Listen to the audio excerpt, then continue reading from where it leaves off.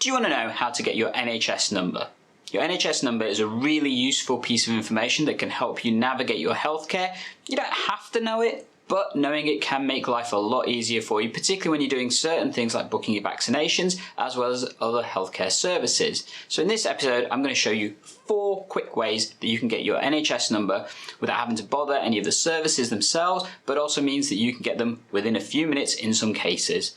Shall we find out right now? Let's tech enhance your primary care and learning. What is your NHS number? Well, your NHS number is a 10-digit number that helps to identify you within the National Health Service, and most people will only have one NHS number throughout their entire lifetime, so it's really useful to know what that can be for certain situations. More recently, we've seen this really effective in helping to streamline people getting their vaccinations, particularly for things like COVID and other situations as well. You don't have to know it. A lot of your healthcare will be done without knowing your NHS number, but it is a useful identifiable piece of information that can basically make your life easier if you know what it is. In order to find it, I'm going to share with you the 4 quick ways you can find out right here, right now. So before you've even finished this video, you may be able to get access to it. 2 of these methods do not require any technology at all. The other 2 do require you to have access to a smartphone and an internet device, but still really easy to do. The first method is if you've ever been referred to the hospital services for things like outpatient scans or clinic appointments or other kind of care, those letters will often have the NHS number written on them somewhere. As I said, it's a 10-digit number, normally split by 3 characters, and then 4 characters, so have a look for that. Generally, it may start with either a 4, a 6 or a 7 for majority of people, but it could be other numbers. So have a look through the information you've got and check to see if that number is there. The second way to find your NHS number is by having a look on your prescription. The prescriptions that you're issued, whether it's from your general practice, other healthcare providers or the hospital services, will normally have your information to identify you to make sure the right person's getting the right medication. Included in that is your NHS number. It's often underneath your address in the top left corner of the prescription. So I've got a dummy one here for you, and normally it'll be written right here. Unfortunately, this is a test patient who doesn't actually have an NHS number, which is why there isn't one on this prescription. As you can tell, Bugs Bunny doesn't really have an NHS number. Well, you never know, he may do one day. But effectively, to get access to it, have a look on your prescriptions. These may be held by your pharmacies. One thing to remember, because of the increased use of electronic prescriptions, less and less of physical prescriptions are around, and it won't be on the boxes of the medications that you have because that would be a data breach and things. So not really much point checking there. But if you do have the green prescriptions or other kind of ones that you've got from your hospital or GP services, have a look on there. The information's right there in the corner. So the third way of finding out your NHS number is simply by using tech methods. Now, for both of these, you will need either a smartphone or an internet connected device, but it's really quick and easy to do. And the third method that you can use is by registering with the NHS app. The NHS app is an app that allows you to do a variety of different things. However, the first thing it will give you access to is your NHS number. If you want to register for the NHS app, simply have a look at my video coming up right here, both the image and in the top corner, that lets you see how to go through the process of registering for the NHS app.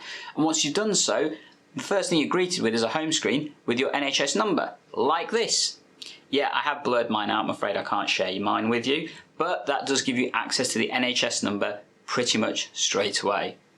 It is important to remember the NHS app will allow you to do lots of other things. For example, book appointments at your GP practice, check your medications, and also if you want to request your medications through your practice, as well as change various preferences like your organ donation preferences and various other things, including getting health advice.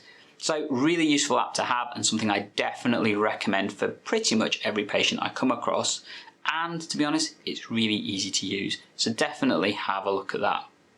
Now, just before we go on to the 4th way of getting your NHS number, it'd be great if you could leave me a like down below to let me know if this has been useful content for you, and also comment to let me know which is your preferred method of getting your NHS number. So the 4th way of getting your NHS number will require you to have an internet connected device. This can be your smartphone, laptop, tablet, doesn't really matter, but effectively just need to go to the website called Find Your NHS Number. This is provided by nhs.uk themselves, and it's really easy to use. If you want the web link, that's coming up right here, or alternatively just search for Find Your NHS Number on Google and it's pretty much the first option that comes up. When you go through that, it will ask you to fill in some certain details.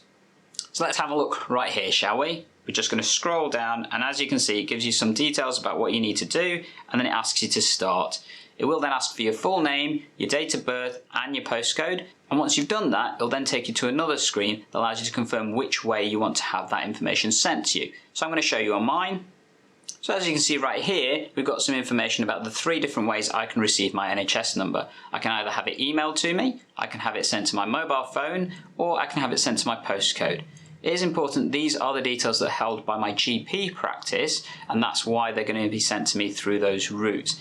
If you have the wrong mobile number or the wrong address or email address registered with your general practice, I'm afraid that information won't come to you. So the first thing you probably need to do is confirm your details with your practice if you recognise that these are different.